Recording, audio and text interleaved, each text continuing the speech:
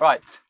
Hello, everybody. Welcome back to the Good Podcast, the podcast which is good. So I am Right. joined today by a stupendous human being, a interesting person. Got lots to talk about. You're not only a tutor, you're not only a touring artist, you're not only in the 9-piece function band. You are Alex. So, Yes. Alex, give us a little introduction about yourself. Tell us what you're all about. Well, I've been playing music for a long time, Billy, and Yeah. got into teaching probably about 25 years ago, and that's been a really big part of my life as well. Yeah. I do like working with young people, and I really like the idea of working with kids who don't necessarily get the opportunities that some other children do. So that's what I'm interested in community. The bands that I'm very interested in talking about politics, and I'm talking about community politics, and I feel like that more and more as I get older, because the way things are going at the moment, I think there's some really tough times ahead. To be honest, ever since I was a kid, I always felt capitalism was about to collapse, and it Yeah. was. But that was 40 years ago that I Yeah. started thinking it. But it was teetering then, and it's going into the abyss now. We're heading into fascism. We're heading into a kind of a corporate fascist world, and I think that there's going to be danger for most people in the world. I mean, it's going to probably hit this country a little bit after some of the others, but I think everyone's going to get dragged into this. And I think the only way that we can fight fascism is by having difficult conversations within our community. Yeah. I'm not into falling out with people. I'm not into fighting with people. I'm into finding consensus with people. That's what I'm interested in. Interesting morals. So, in on going on from that, do you reckon like there's anything that you do in schools and like in colleges and stuff? And you say you've been thinking about it for a while. It's probably you were the difference. You were an odd one out to be thinking about it really back in the day. So, Going back, would yeah. you like think about like any things that you were doing in schools that you worked in before previously? Even going sort of right back to being a teenager, that was when it was just after punk had broken. It was sort of like at the time when um, it was just turning into like new wave and post punk. So Yeah. bands like Joy Division were really big at that Yeah. time, and the Cult and all this kind of goth music was starting. But I was really taken by the politics of punk, and especially the DIY ethic Yeah. of bands like Crass and Subhumans and Dead Kennedys as well. They had their own record label called Alternative Tentacles. Um, and so that was the moment when I just thought, I want to kind of work outside the system. But punk has always had this thing where part of it's like these great political ideas and great sense of humor. Yeah. But at the same time, there's a kind of quite a destroy kind of ethic and kind of, like, well, fuck authority, fuck everything, fuck. And I felt like I did feel angry. I felt like I wanted to fight with people, really. But at the same time, over the years, I've kind of recognised that, in a way, it's just kind of part of the thing you're trying to work against, really. So, some of these old punks are like, I refuse to grow old gracefully. I'm still kicking and screaming and getting drunk and acting like a dickhead. I'm not so into that anymore. Yeah. I'm much more into just making links with people. So yeah, ever since I've been a teacher, I've been interested in that. I've worked with disabled students a lot. Yeah. And I love doing that because they often don't have a voice. I've worked in art college for 13 years. Art college is almost like a third way. It's not for the tradespeople. The people are going to become tradespeople. It's not for the people who fit easily into the A level system. It's for those who don't fit into any of those exactly. bits. So that's kind of what I've always been drawn to, really. So going on from it, like I've seen that your YouTube, the like live show at the Bell in what was it, Bath? Oh, in Bath, yeah. Yeah. Seen that, and quite early on you were talking about like fascism and your views on it, and you have kind of completely changed from what you're speaking on now, like being angry and like fuck you, like a punk sort of mindset. So what sort of things have like encouraged you to have more like a chill and just encourage people to think the same as you? There been any notable things? Or? I mean, I think I've always been a mixture of a hippie and a punk, definitely. Yeah. But I've sort of started teasing them out and recognizing what that's all about, and just thinking a little bit about self care over the years, and you know, thinking about how to make things work for me, because it wasn't really working for me, just being angry all the time, and I was getting upset about stuff, you know. So I think especially in, I mean, it's always been a feeling, but as times have moved forward, in more recent times, with the way that it's like, we used to, if we wanted to do a gig, we used to put flyers out, right? Print a load of flyers and go around bus stops, and people who look like they might like music, you give them a flyer. They could have been heading to Walthamstow or somewhere in a completely different part of town, but you know, it was like a bit of a waste. And then we used to do gigs in front of 2 people. Well, since the internet, you know, our band's been able to, we've been building locally, but we've been able to play in front, we've been able to put the word out, and then 100 people turn up to a gig, you know, and you've had the same thing. Yeah. But I just feel like the internet has gone really badly wrong. And so I'm kind of thinking now, I almost want to go full circle and go right back to community, just being a community band. So just play locally. I'm not going to make my money from it, but I am going to have the conversations that I want to have, and I might get to share stuff with people. So yeah, I'm not ambitious anymore to be famous. Like when I was a teenager, I thought I could be a punk and I could be famous. Whatever that meant. I didn't even know what it meant.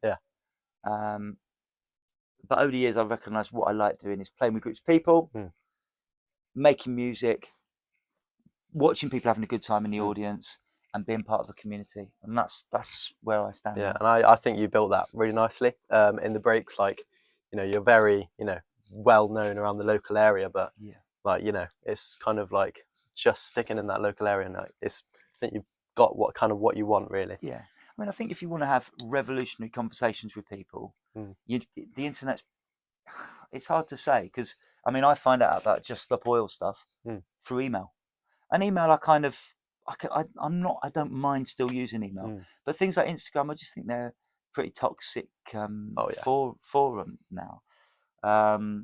You don't know what's going to come along. You don't know who's controlling what and who's harvesting what information, and at what point that's going to become a big issue. You know, I've got friends who were supposed to be touring in America. Well, Joanna Warren, she's supposed to be touring in America. She's cancelled the tour.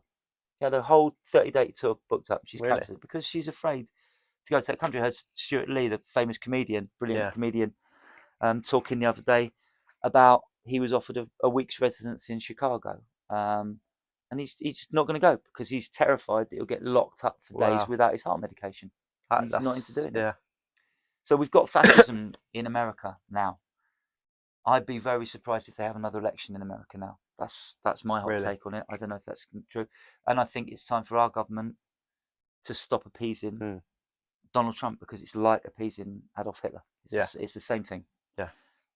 So that's what it's come to now, really, hasn't it? Like, it's kind of like some of the stuff that he's been saying, and going back to your social media thing, danger with, you know, anyone being allowed to be on there is it gives a platform to, you know, really dangerous people, and like they get to spread what they believe or what they want to talk about, and it's completely no judgment or anything, and like it's quite dangerous. Yeah, of course, and the people who will get the platform are the dangerous people, because the people who own the technology are the dangerous people. Exactly. And even if they're not like full on Nazis, they're going to use those people. Definitely. And they're not really interested in their algorithm giving a platform to someone who's an anti-capitalist. That's just not the way it's going to work. It doesn't help them at all. So it's not for us now. I don't think. Oh, well, that's interesting standpoint, because most bands, I would say, build their stuff on Instagram. But moving away from politics, let's speak on someone like, because obviously you got the Breaks is like, you know, what, 9-10 piece band. 10 piece, yeah. So you've got a lot of different songwriting and identities within that band.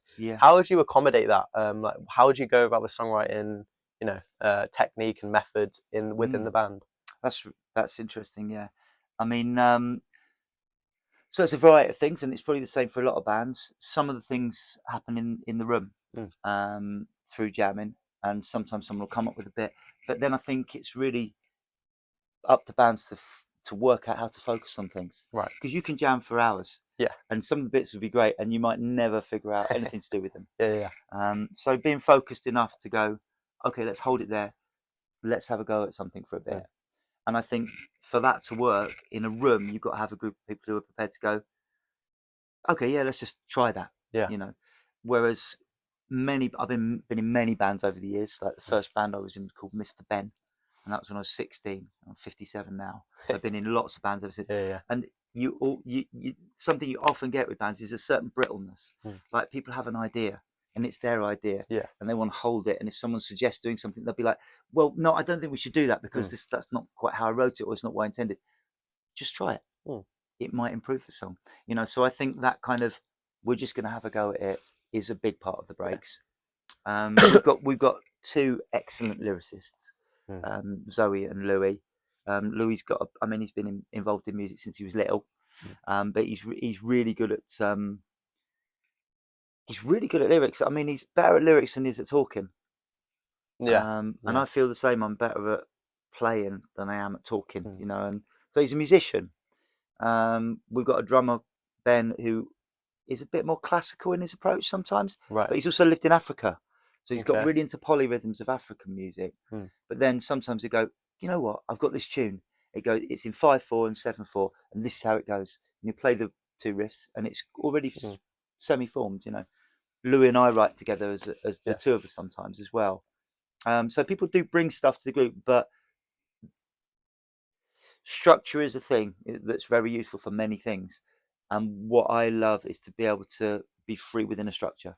But to be able to be free in a structure, you've got to be able to go, I know the structure. You've got to know the structure like the back of your hand.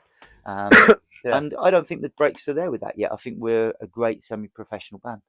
And I think we could potentially become a really great professional band. Yeah, definitely. But I think for every band, that's down to everyone in the band putting in their time in the shed.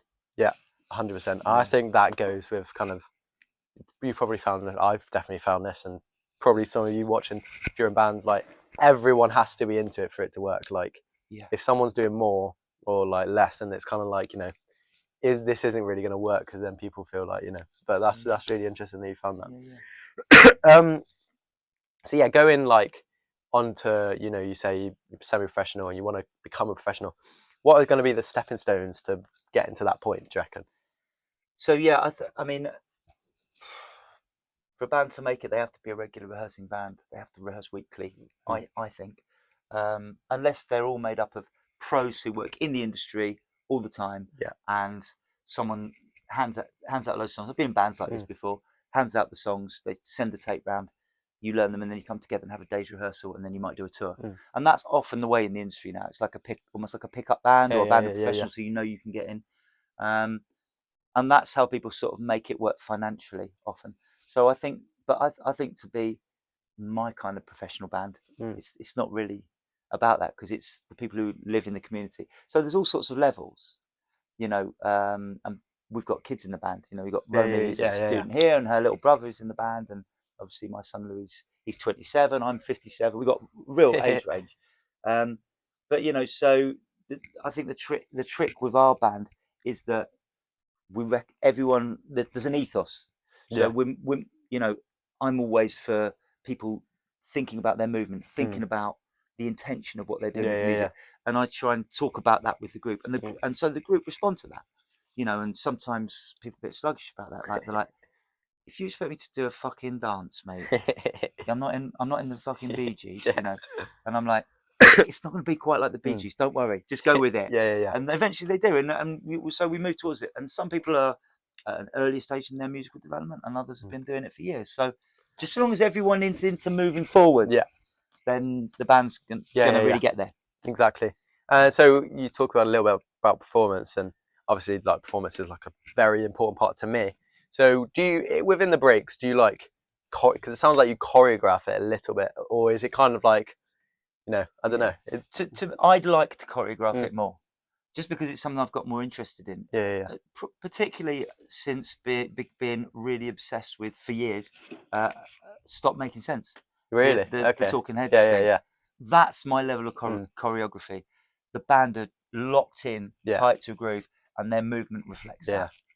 And then their movement's relatively free within that. As again, it's structure, it's understanding the groove, and then being able to express that to an audience. Yeah. That's what I really And like. I think, So yeah, yeah. choreography. With I think with the Talking Heads as well, like definitely in that movie, it looks so tight. Like Yeah, they just looked like they were just bouncing off each other. Like they properly had it all down and locked in. And yeah, I think choreography is like. I mean, I don't know how I feel about it, but yeah, you know, I reckon I'm still in my punk stage of yeah. you know freshening about. And I think what happened with me was, so I was into my punk thrashing about. You know, I've been playing in Citizen Fish and Culture Shock now for getting on for 40 years, Yeah. or maybe 30 years. And so I was always about the spontaneous. What's going to happen next? I want to do something that's never happened before and will never happen again. Yeah. And that was really exciting to me. But then I realised that when I'm playing, I can hit the groove more effectively if I'm moving. And then I found that my physicality, it moves in certain ways. Right. So that enabled me to lock in more tightly. Yeah. So it becomes, I think the whole thing about now you're going to do this and now you're going to do that is, it's not really where I'm at. It's more about working out the characteristics of movement which adds to performance and to the musicality. Yeah. Because, you know, when students come here, the first performance clinics they do, people are always saying, well, your energy was really good. You two need to match it. That's a very common thing that we hear all the time. I don't know that that's really that helpful. You know, the helpful thing is to say, feel it in your body. Just work out how you move. You know, you've done it. You do it really well. You're sort of starting to understand the things that work for you on stage, and I'm really interested. Yeah. That's an interesting interesting point. So obviously you've got the breaks going on, and that's kind of your main band. We've also got Culture Shock. And was it? I'm not totally sure on what it completely was, but was it like a tour that you did, or around Ireland, or you did like a little bit last year, or We did, early this year? I can't remember. So Culture Shock have been around for 40 years. Yeah. On and off. In fact, more off than on. So they used to play all the free festivals. Used to play at Stonehenge. And, they played at Stonehenge, and Treorgie Tree Festival was a famous one that they played at, and they used to play at Strawberry Fair and the Elephant Fair and all these different places, which were, you know, basically people used to just. Basically, what you used to do was you used to go to a service station or a town near where you thought a festival was happening because someone had told you that it was happening, and then look out for a hippie and then follow them, and eventually loads of hippies started following each other, and then eventually you all go into a field and just have a festival, and that's the festival. So they used to do that, and they became quite big in that scene, and they did 3 amazing records, really, really brilliant records that everyone was into, and the music was like they were entirely self-taught, so the music was odd, weird time signatures, and just things you wouldn't expect. And then they just started getting quite big, and they did a gig at the Fulham Greyhound, and it was just mobbed. There was like 700 people trying to get into the gig, and the police came, and there was like a full-on riot, and everyone got pretty scared. And after that, the band were like, you know what, I don't know if this is really what I was into doing in the first place. I think that's my reading of it. So they split up, and then Dick went on to form Citizen Fish, which I then joined playing the trumpet. And Citizen Fish were like an absolutely seminal ska punk band. Their first album, Free Souls in the Trapped Environment, is just one of the great records for me. It's one of my top 10 records for sure. And then a few years into that, or at the beginning of that, Nigel, who was the guitarist of Culture Shock, killed himself. Oh, really? And he left, partner and I think a child, or maybe 2 children. I didn't know Nigel. And so they were like, we're never going to do this again. And that's the end of it. And especially Bill, I think Bill was best mates with Nige, and it was really, really painful. But then 30 years passed, and they said we were on a Citizen Fish tour, and we're in the back of the van, and Dick said, I'm thinking of getting Culture Shock back together, and we can get Murph to play the guitar. And Murph is the guitarist out of the Rhythmites. He's a really great reggae guitar player. He played with Radical Dance Faction as well. He doesn't anymore. He used to, and he said we'll get Murph, and I was like, oh, that sounds amazing. You know, that sounds really cool. Wow. And then later on, Jasper came up to me and said, you know what? I think really you're the guitarist of Culture Shock because of your style. You've got to play a bit more jagged. And, it's been more like culture shock. So I said, well, if you think so, and he said, well, I'll talk to Dick about it. And then I got the call. I was working Look here, at and that. my mate Libby, who's a big culture shock Mm. fan, I just got the call, and they said, yeah, you're in the band. I said to Libby, I'm doing culture shock, and we're going to be touring. So Look then we've at been that. touring ever since, 13 years ago. Yeah, that's that was. amazing. It's kind of tailed off a bit now. So yeah, we went to Ireland quite recently and Mm. did a few punk festivals and stuff. Yeah, And it was yeah, really nice. And we've got a couple of gigs this summer, but that's it really. So Culture Shock is kind of on the back burner. Subhumans is Dick's other band, and Mm. they're like they're like a starter punk band for American kids. So they're Okay. really big in America. Oh, really? Okay. Yeah. So they go to America probably 3 or 4 times a year. Mm. And play all sorts of interesting. They've supported No Effects on their last tour and all these sort Right. of big Okay. bands. Yeah. And they played with Jello by Afra, and they're kind of a really big band. Mm. So that's kind of his main squeeze. So fortunately, the break came along just at the end of COVID. Oh, really? So COVID was going Okay. on, and me and Lou said, we should start a band so that when the band lifts, everyone's going to want to have a dance. Everyone's going to be up for dance. So let's learn Capitalize 20 on it. Look songs, at that. and get everyone dancing. and that's what happened. Yeah. That's amazing. So you actually haven't been going with the breaks for that long. I didn't realize the timeline on the breaks. Yeah, no, probably about 4 years now. That's since, impressive. Well yeah, done. yeah. I'm pretty like. What's like the biggest crowd and like the biggest, like someone where you were playing, you were like, oh my god, this is actually amazing. Like, Well, of any band I've ever been in. any performance, like the most notable one. If you, I mean, pick one. so in the early 90s, we went to America with a band I had called Bender, who was like a crusty punk band. Right. And we were supporting a band called Avail. Now, Avail got quite big. They were on some game soundtracks and stuff, but they're really good. They're a bit like Fugazi, but from the south. So southern rock Fugazi. And we played in their hometown of Richmond. There was like over 1,000 people there, and it was great. People stage diving and just like, yeah, this is what I like this. But it wasn't my favourite gig. I mean, my favourite gigs have been a lot smaller than that. Right. A gig I remember in Manchester on the first Culture Shock tour back together in a community centre. It was a West Indian community centre where some punks had been. They parked their vehicles in the backyard, and then they started helping out in the community centre. And they were massive reggae fans. Right. So they kind of really wanted to be involved in that culture. Yeah, and it was like Tinny Bar, Red Stripes, it was like proper West Indian kind of, cultural centre. And they said, look, can we put this band Culture Shock on in there? Yeah. There was 600 people in there, no stage. There was just, I remember there's a bit of white tape just across the floor like that. And it was heaving. Everyone was like up to the white tape. Yeah. And no one stepped over the tape. Really? Yeah. And then we'd start a song and they'd all be like, never over the tape. It was really That's impressive, fun. actually. Yeah, it was really good. So there was just like literally just white tape and no like. Yeah, no, nothing. We were on the impressive. floor. Yeah, it was really good. And then another gig I remember, which made me realise what I like, which was we did a gig in a working men's club in Barry Island. Right. And it's basically had a nice little scene, lots of punks. Some people from a band called 2000 DS were there, which were like a legendary crusty brew crew type band back in the day. And we played this gig. It was lovely, and I just remember looking into the audience and seeing loads of people just having their brilliant Friday night. Right. And they were much more interesting than the band. And I got to watch it. And I just thought that's what I like doing. Look at that. I like being there with those people, And they're often drunk. I mean, I have to admit, I don't really drink anymore. I used to drink quite a lot, but we always get asked back to venues because our crowds drink a lot of beer.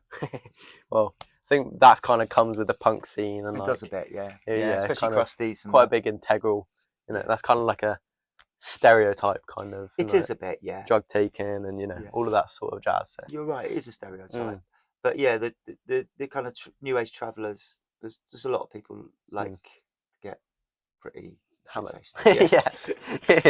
Well, this has been an absolutely enlightening, amazing talk. Thank you very much for. Pleasure. Thank you very much. Bill. Just to end it off, little thing that we're gonna start doing is, what is a massive tip? Because obviously you're a tutor, so anyone watching who wants to, like start bands, start songwriting, start gigging, what's like a massive tip for anyone watching? Gosh, the biggest tip. Okay. You can only have one. Okay. The biggest tip is find your people, find your little gang. And when you find your little gang, you just hang out together all the time. You listen to music for 6 hours at a time because you're absolutely mad on it. Yeah. And then you form a band. Then There you you suddenly go. realise you are a band. Yeah. You know what I mean? There you go. Wicked. Yeah. Well, thank you very much, Alex. All right, cheers, Um, Billy. Let me know for anyone else that you want on the podcast. You know, I want to get some more guests on here, so let me know in the comments. And thank you very much for watching. Subscribe. Check out the breaks as well because they're awesome. Playing at music next Saturday. Yeah. Peace. Looking forward to it.